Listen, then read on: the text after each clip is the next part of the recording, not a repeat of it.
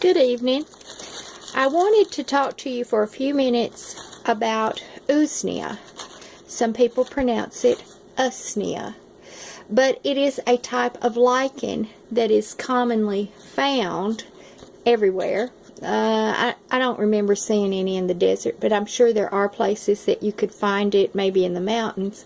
But over the winter time, I became quite fascinated with this life form. It is a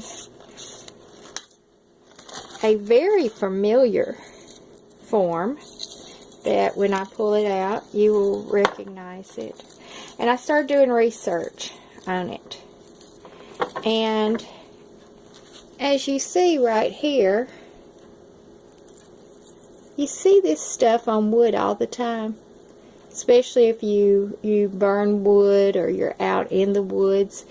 This is called the foliose lichen, and there are hundreds of species of these types of lichen, and they're very powerful because they are concentrated.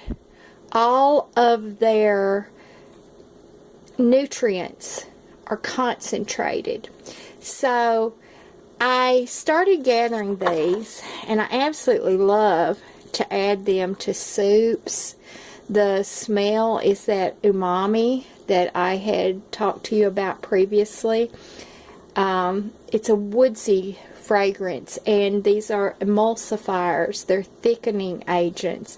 They're used widely in Asia, and the thing that is very important to know about this is that all of these lichens here that I'm going to show you are immune boosters, but they are also powerful antibiotics. They fight gram-positive bacteria such as staph, strep, and pneumonia. Those are very common bacteria that strike.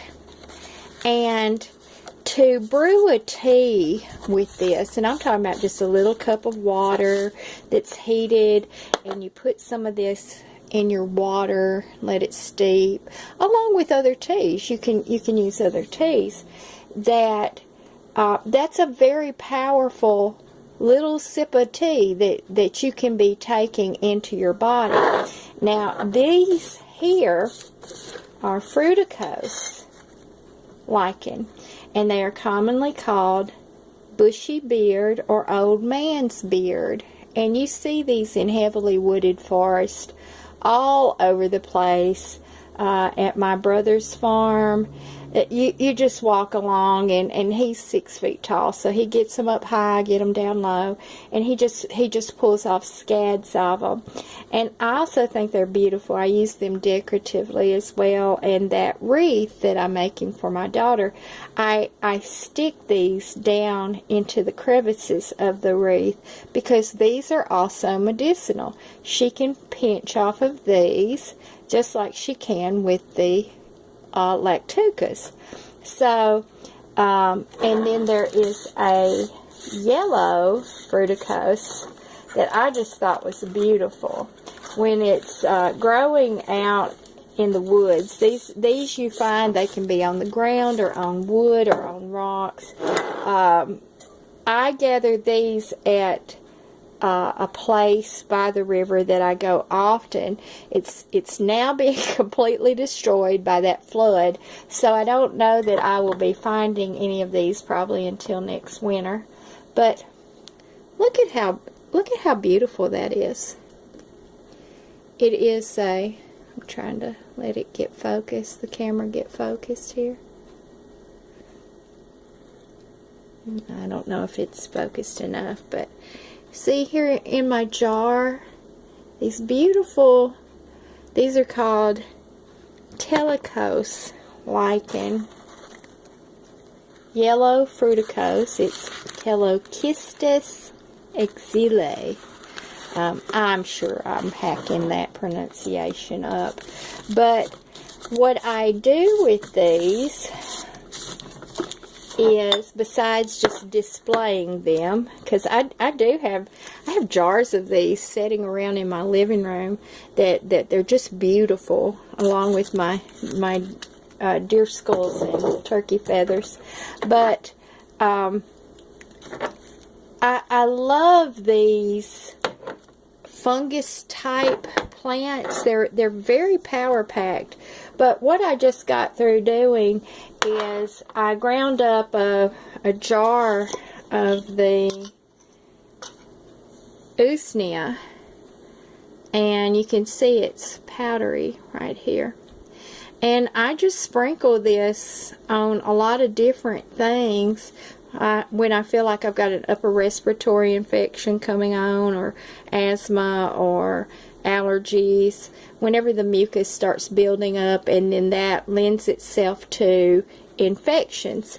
And sometimes I just like to add it, and you can mix any of these powdered type things into meat rubs and seasonings. I have a little shaker right here of powdered lactuca that you see. It's just a little salt pepper shaker, and I just shake that on all kinds of stuff. That I just ground it up in my blender from the dried leaves, and so I just add that, and it's just, you don't get that chewiness. It's just a light flavor. But I could blend this with the Usnea, and I've got a power pack little sprinkle right there.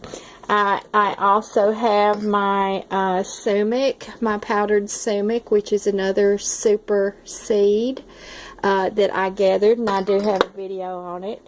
So I wanted to show y'all some alternatives there, and some things that I've been working on. And by all means, go back in my videos. I have covered a lot of things, especially in the wintertime when I didn't have a lot of the lactuca growing actively, so I branched out into some other things. So if you're interested in seeing those videos, when you subscribe and you go to my channel, up at the top you can click on videos, and it will just give you a listing of all of my videos back to my very first videos, which were of a gecko named Manny. He was so cute.